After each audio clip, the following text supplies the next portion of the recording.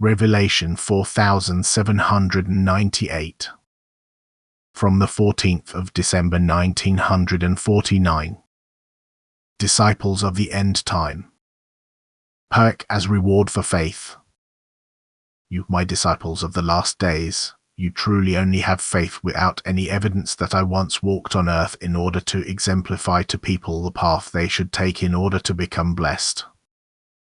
You must now let this faith in me become so alive that my spirit can work in you, which I announced to you with the words, I will send you the Comforter and I will remain with you until the end of the world. What cannot be proven to you will nevertheless convince you as the only truth, because the Spirit within you makes it known to you. And thus you can feel like my disciples, like apostles, like my first disciples who had me myself around them as obvious evidence and for whom it was therefore far easier to believe what I taught them. But you shall experience my return, you shall experience the crowning of your faith, you shall visibly experience me at the end precisely because you believe and establish such a close bond with me through this faith that I can and will reward it through my visible presence and your being brought home into the kingdom of peace. This is such an immense privilege on earth that you have to earn it, that you have to struggle and provide me with the evidence that you believe in me and my act of salvation. How often will the bulwark of faith still be shaken in the last days? Then you must remain steadfast and by no means let yourselves be influenced by people's speeches.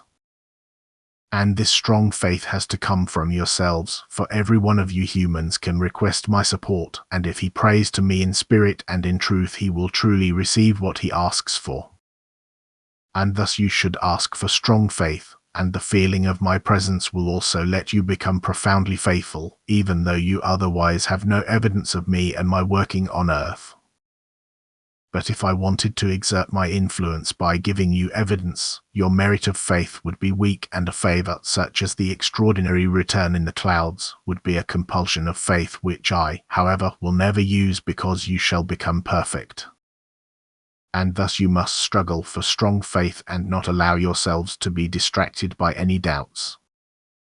You live in truth and will also reach the aim, for you will be looked after by light beings which constantly surround you and also order your thoughts so that you can provide your service as my true disciples on earth for the blessing of fellow human beings who are in danger of falling away from me.